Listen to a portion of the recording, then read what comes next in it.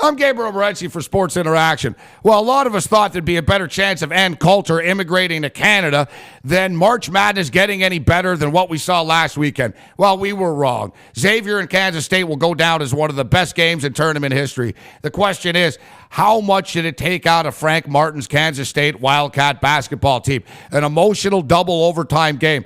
I'm not so worried about the physical aspect of it. After all, they are kids. But the bottom line is, emotionally, that was a very taxing game. While Butler comes into this game as high as can possibly be. They're living the American dream. They're one win away from playing in their first ever Final Four in their hometown. This is the movie Hoosiers all over again. The only thing that's missing is Gene Hackman. It's going to be a great basketball game. A lot of people are going to talk about the great defenses that are matched up here. Yes, they have great defenses, but ultimately, both these teams are where they are because they can score as well. I think both these teams can get into the mid-60s, and we can break the barrier. Give me the Butler Bulldogs, and give me the over in this basketball game, although I won't be shocked if Kansas State advances. And in fact, I've got K-State penciled in as one of my Final Four participants. But winning and covering are two different things, as we all know. Now, I will be laying the points with the Kentucky Wildcats. I was very impressed by what Kentucky did against Cornell. Kentucky has shown that they can beat you in a variety of ways, and they just have so much talent. When you've got 3 potential lottery picks and first-round draft picks on the floor, you're going to cause problems for anybody. West Virginia survived. West Virginia did a great job without their starting point guard in Darryl Truck Bride, but that was against the Washington Husky team that looked a little fatigued. Looked like jet lag caught up to them. Looked like they had a problem flying across country. Kentucky won't have such a problem. I like Kentucky to get it done. I think West Virginia's downfall will be their turnovers. I'm going to lay the points, and we're going to stay away from the total in this basketball game, and I expect Kentucky to march on to the Final Four. Now, we've got all kinds of things going on this weekend, including the UFC. You want to talk about madness? How about Thiago Alves getting scratched from this card? You want to talk about madness? How come TMZ broke this story? I thought, there would be an MMA website that'd be on top of this, but evidently the UFC is that popular, as is George St. Pierre. Problem with George St. Pierre and Dan Hardy's matchup is there really isn't a lot of value.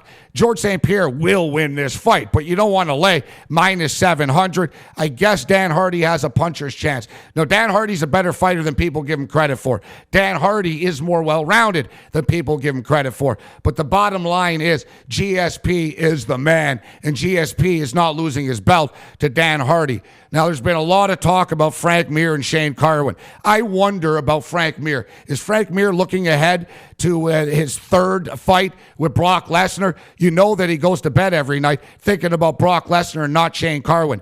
Leading up to this fight, I like Shane Carwin. As the fight approaches, and I hear stories from New York that Shane Carwin isn't 100% healthy, maybe he's got an illness, I'm starting to believe that Frank Mir is the play here. Frank Mir is experienced. He's fought in numerous championship fights, and he's been here before. Shane Carwin is undefeated. In fact, Shane Carwin's never even been out of the first round before, yet Shane Carwin hasn't fought anybody like Frank Mir. This is a tough fight to cap. Ultimately, I'm going to go with experience, and I'm going to go with Frank Mir. And I say this because I want to see Brock Lesnar and Frank Mir throw it down for a third time.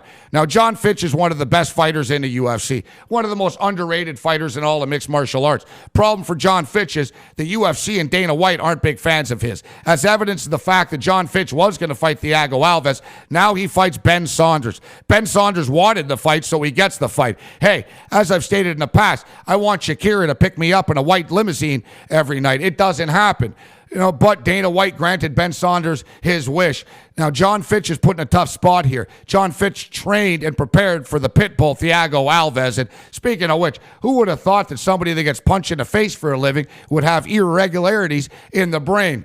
Yeah, that's shocking. But hey, that's another story, as we like to say. It's going to be a great card of fights. It's a tough card as far as a capping standpoint, but ultimately, ultimately Ben Saunders might be worth a look. I love John Fitch, and the guy never loses, except when you fight GSP. But, who doesn't lose when they fight GSP? Ben Saunders comes in here with nothing to lose, and he's been promised a title shot if he's able to beat John Fitch. He might be worth a shot. I like Kurt Pellegrino fighting in his backyard. I'm going to lay the price with Kurt Pellegrino. Now, for all you MMA fans, I encourage you and I implore you to make sure that you do your homework. There's a lot of late-breaking news, as we've seen.